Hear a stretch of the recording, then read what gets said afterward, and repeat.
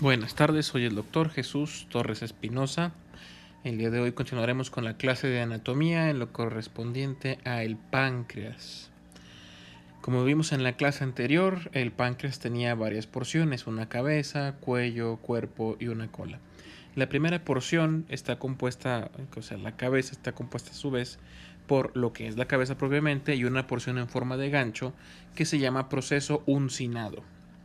Esta va a estar en relación o a nivel de la tercera vértebra lumbar. Tiene forma de C. Esto quiere decir que tiene a su vez tres porciones. Una porción superior, una porción inferior y una porción descendente. ¿Sí? Va a pasar por delante de la arteria mesentérica superior. Entonces va a tener un pequeño canal excavado por donde pasa esta arteria mesentérica superior. Y a su vez también tiene una impresión o canal curvado por donde va a pasar el conducto colédoco, que es un conducto propio de la vía biliar, por donde pasan pues la bilis. Por detrás de la cabeza del páncreas vamos a encontrar a la vena cava inferior, ¿sí? La arteria y venas renales, ambas izquierda y derecha, es el punto en el que se separan de la arteria aorta. Las otras tres porciones del páncreas, el cuello, el cuerpo y la cola, pues van a tener diferentes relaciones, como podemos ver en la imagen de la derecha. La cola va a estar en relación principalmente con el vaso. Este órgano en rojo es el vaso, es donde está en relación con la cola del páncreas. El cuello va a ser una porción aplanada y va a ser corta de 1 a 2 centímetros. Esta es importante porque en ella vamos a encontrar una relación con la unión o anastomosis de la vena mesentérica superior con la vena porta.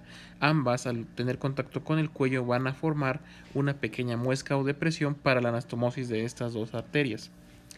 Posteriormente, el cuerpo tiene algunas características que no son importantes, principalmente la del borde inferior, donde va a estar en contacto con el ángulo de Treitz, el ángulo que vimos que formaban en la unión que va a ser ya entre el duodeno y el yeyuno. También cabe mencionar que el cuerpo lo vamos a encontrar más o menos a nivel de la vértebra torácica número 12.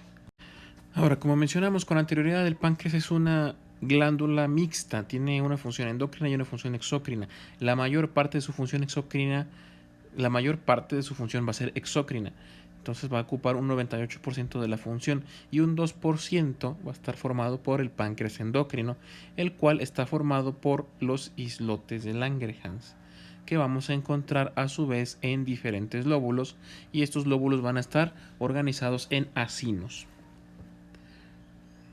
Entonces, cuando vimos las secreciones, habíamos hablado de no habíamos hablado aún de los islotes de Langerhans. Lo que vemos aquí, estos son los islotes de Langerhans. En ellos vamos a encontrar las células beta, que se van a encargar de producirnos la insulina, y las células alfa, que producen el glucagón, ambos con diferentes o funciones contradictorias. Recuerden que la insulina va a llevar la glucosa al interior de las células, mientras que el glucagón va a provocar que salga. Se van a generar procesos en los cuales se va a incrementar la glucemia en el organismo. Ahora, la irrigación va a ser diferente para la cabeza y el cuerpo y la cola. Los nombres de las arterias son los que encontramos en la imagen hacia la izquierda. Tenemos que la cabeza va a estar irrigada en una parte por las arterias pancreático-duodenales superior, anterior y posterior. Tres arterias con el mismo nombre: pancreático-duodenales superior, anterior y posterior. Y también por las pancreático-duodenales inferiores, anterior y posterior. ¿Sí? Entonces tenemos dos pancreático-duodenales, una superior y una inferior, y ambas se dividen a su vez en otras dos ramas, una anterior y una posterior. El cuerpo y la cola a su vez van a estar irrigados por dos arterias diferentes. Uno, la arteria pancreática dorsal o del dorso, y el otro por la pancreática inferior. También podemos ver de quién son ramas estas, ¿sí? Siendo las pancreático-duodenales superiores ramas de la arteria gastroduodenal, mientras que las pancreático-duodenales inferiores van a ser ramas de la mesentérica superior. En cambio, la pancreática dorsal va a ser rama de la arteria esplénica, y la pancreática inferior va a ser una rama de la mesentérica superior, igual que las pancreático-duodenales inferiores, anterior y posterior. Estas a su vez se van a estar anastomosando todas entre sí para llevar a cabo una irrigación completa del páncreas. Aquí pues podemos ver algunas más de las funciones exócrinas y endocrinas que tiene el páncreas. A la derecha observamos un islote de Langerhans, como en la imagen anterior, con los diferentes tipos de células. La función o lo que va a secretar de forma exógena el páncreas va a estar conformado solamente por lo que es el bicarbonato y los zimógenos, ambas sustancias que son para neutralizar el ácido, una y otra para seguir digiriendo parte de los nutrientes de los que se van a aprovechar del bolo alimenticio. En cuanto a la función endocrina, si se fijan, tenemos células delta, células beta y células alfa. Las células beta, como dije con anterioridad, son las responsables de secretar la insulina. Esa insulina va a estimular los receptores GLUT2 de las membranas celulares.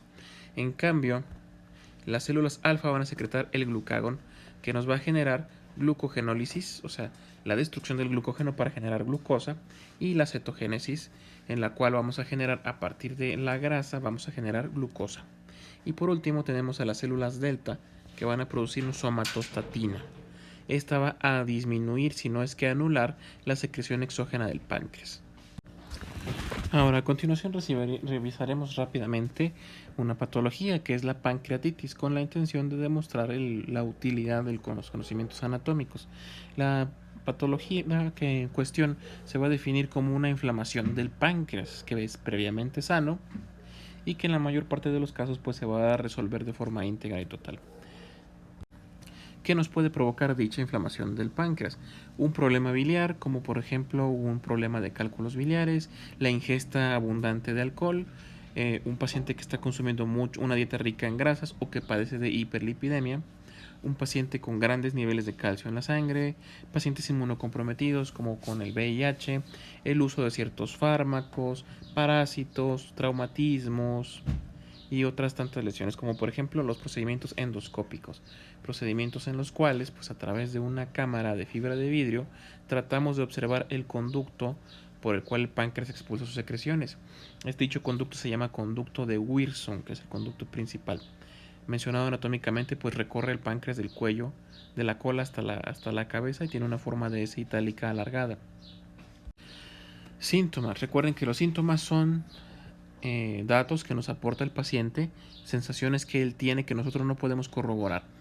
Y los signos son cosas que nosotros podemos medir u observar en nuestro paciente. Cerca del 100% de los casos de los pacientes con pancreatitis, estos experimentan dolor. Se va a ubicar en el epigastrio, ya vimos dónde se localiza el epigastrio, y de característica pues va a estar presente después de haber consumido alcohol, grasas. Otra característica del dolor es que es transfictivo a la espalda. O sea, el paciente lo va a referir como que lo atraviesa hasta la espalda. Van a presentar náuseas y vómito, y el dolor no va a disminuir cuando el paciente vomita.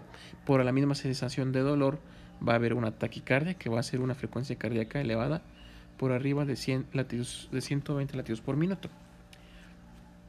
Y también puede haber una hipotensión. En estas imágenes podemos observar signos clínicos, ¿sí?, de una pancreatitis que se está complicando. Estos son signos de una hemorragia retroperitoneal grave. El primero, el signo de Cullen, que es básicamente un hematoma periumbilical. Y en el otro tenemos un signo de Grey-Turner, que son hematomas que encontramos en los flancos. Ahora bien, aquí el asunto de la anatomía aplicada. Vamos a encontrar una serie de puntos en los cuales podemos tratar de localizar dónde se encuentra la anomalía que está generándonos el dolor en el paciente. Entonces tenemos, por ejemplo, primero el punto de Desjardins, que es un punto en el cual termina el conducto de Wilson que acabo de mencionar. Es el conducto a través del cual el páncreas excreta sus secreciones. Se va a encontrar en la línea umbilico axilar. Es una línea que se va a marcar del ónfalo, o sea, del ombligo, hacia el hueco de la axila, ¿sí?, al menos unos 5 a 7 centímetros por encima del ombligo.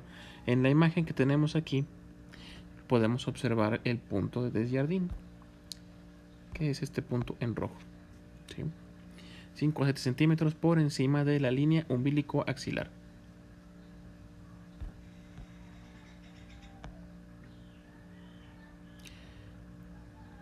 Y luego tenemos el punto de Preioni. Es un punto que se encuentra situado a 2 dedos por encima y a 1 a la izquierda del ombligo. Se parece un poco al punto de Desjardins, solamente que hacia la izquierda. Hasta aquí terminamos el video de hoy. La próxima clase continuaremos con algunos puntos anatómicos para la exploración del páncreas.